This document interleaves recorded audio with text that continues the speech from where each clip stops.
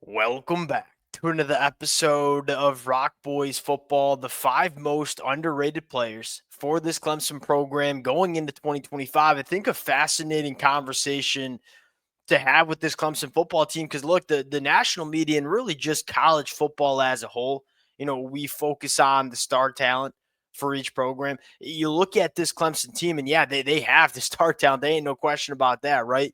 Guys like Sammy Brown, guys like K. Klubnik, Brian Wesco, TJ Moore, Antonio Williams. The star talent for Clemson, TJ Parker, Peter Woods, probably should not leave them off that list. The star talent for Clemson is there.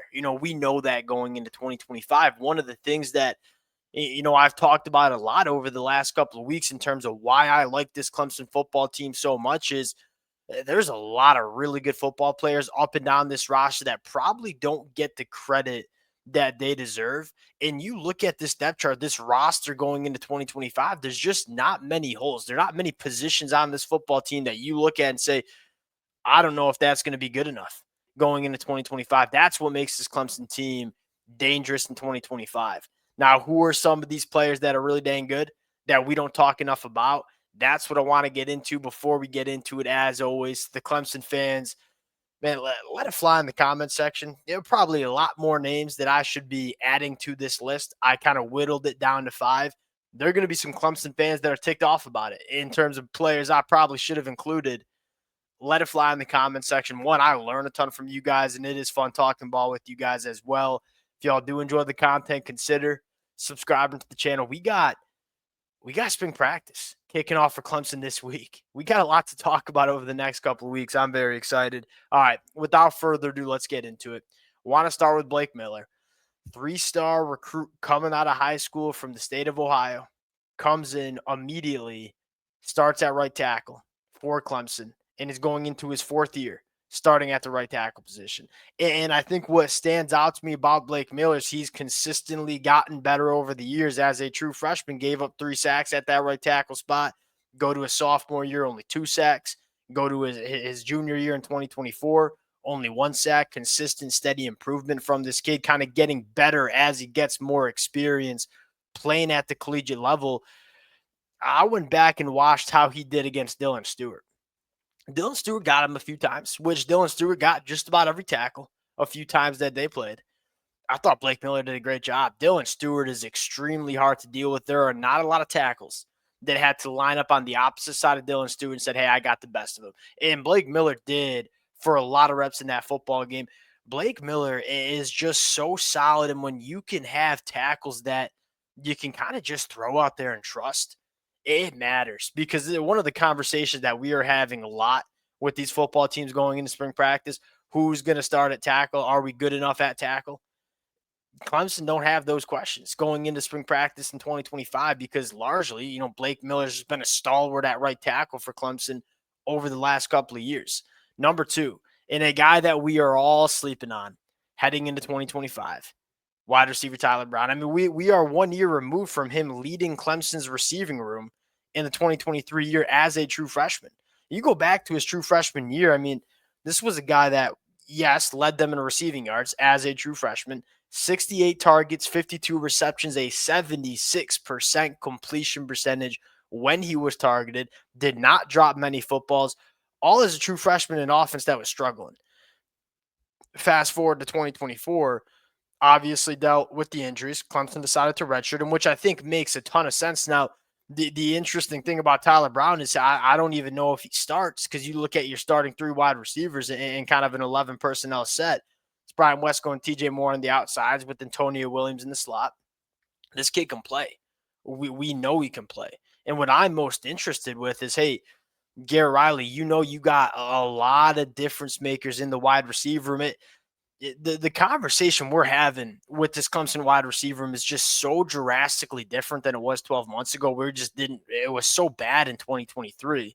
And now it's so good in 2024, and it's going to be really good in 2025, where now the problem for Garrett Riley is, do we have enough wide receivers? That ain't the problem anymore. Now it's, hey, how can we get them all on the football field at the same time and really attack defenses in a lot of different ways? And Tyler Brown kind of fits in because you look at Brian Wesco, TJ Moore, they want to work vertical, right? Brian Wesco, one of the fastest players in the ACC. TJ Moore, just a big body that can go up and make plays. Antonio Williams and Tyler Brown, they can kind of feast in those short intermediate route trees, creating separation, kind of those always open guys for Kate Klubnik. I'm really interested to see the role that Tyler Brown has. And again, he's probably not going to be a starter because of Antonio Williams, but this is a guy that can play. And when he's going to be on the football field, he's going to contribute for this Clemson football team in 2025. Going to my next one on the list, I want to go to linebacker Wade Woodaz. We're certainly sleeping on this kid. And you could argue that, well, one, I mean, he led Clemson's defense and tackles last year, played 721 snaps. So there's two things that stand out. One, he finds the football really well. Number two, Clemson didn't want to take this kid off the football field. I feel like he kind of gets lost in the shuffle because, Barrett Carter was the name going into last year. And now Sammy Brown is certainly the name going into this year. Here's what makes Wade Woodaz, one, so good is doesn't really miss a lot of tackles, makes a lot of tackles, really, really good in coverage. Played safety in high school. So he's really good dropping back in zone coverage, can match up with tight ends and running backs in man coverage. He's going to have a really important role for Clemson, at least in my opinion, in the 2025 year. And that's because if we can really trust Wade Woodaz to kind of hold it down as that off-ball linebacker, that frees up Sammy Brown to do a lot of different things. Go back to what Tom Allen did at Penn State, really, really aggressive with his linebackers. You have this kind of a freak in Sammy Brown who can rush the passer, can blitz the A and B gaps, come off the edge. Wade Woodaz playing really good football and being a dependable off-ball linebacker, of which I know he is going into 2025, that's going to free Tom Allen to be like, hey, how can we use Sammy Brown in the most effective ways possible to let him really go wreck some football games for this defense? And that's talk about the number one thing that I'm most excited for with a guy like Tom Allen. He is going to get creative in terms of how he uses the personnel. And go back to Penn State, moving Abdul Carter from linebacker to edge, and Abdul Carter just kind of being the most dominant player on defense in the country last year. We just saw Tom Allen get really creative with some freak shows at Penn State. Well, guess what, Tom Allen? You got some freak shows on this Clemson defense too that we can get creative with. And if Wade Woodaz is that dependable off-ball linebacker that we know he is, frees up Sammy Brown, start being a difference maker. Number 3 on the list, Khalil Barnes. Maybe did not take the step that we expected him to take going into year 2. You could make the argument that he was better as a true freshman in 2023 than he was in 2024. I think a large part of that, and that's not me getting up here and saying Khalil Barnes was a bad football player for Clemson. Where I want to start with this is I feel like they kind of just played him out of position. Khalil Barnes was dynamite at that nickel corner spot in 2023. And in 2024, he played a little bit of nickel, but he also played a lot in the back end as a safety.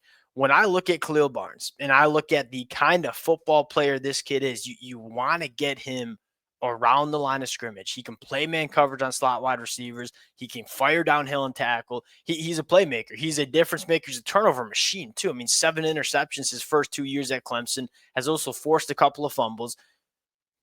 Difference maker that you want to put in the best positions possible. And very similar to the conversation we just had with Wade Woodaz and Sammy Brown, Khalil Barnes is another one of those guys that you want to maximize by putting him in the right spot.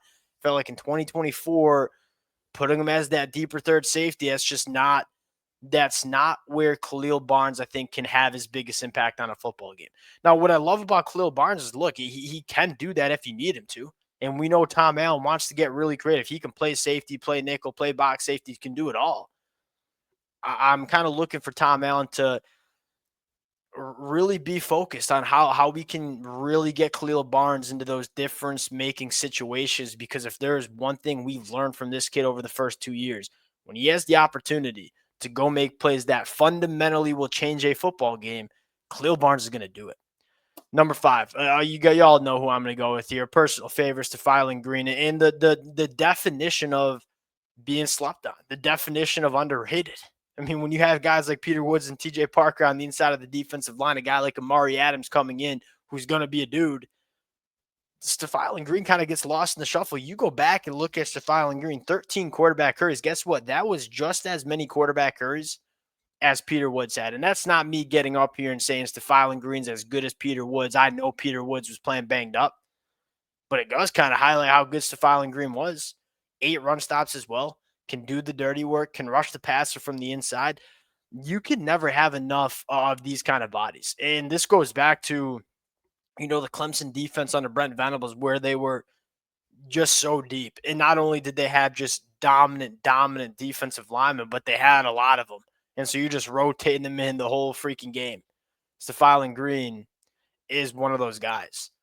Those are my 5 underrated football players. And again, the discussion for me is there's a lot more to this team than Kate Klubnik and some good wide receivers. They return 4 to their 5 offensive linemen. They have some young offensive linemen that are also coming up through the pipelines, and guys like Elijah Thurman and Harris Sewell. This team checks a lot of boxes, has a lot of really good football players all over the football field, and that matters. Yeah, you need star power, but you also don't want to have any holes in your roster and any guys who are liabilities. And Clemson doesn't have that going into 2025. Let it fly in the comment section with football players that I missed. Appreciate you guys rocking with it. If y'all do enjoy the content, consider subscribing to the channel. We'll talk to y'all later. Peace.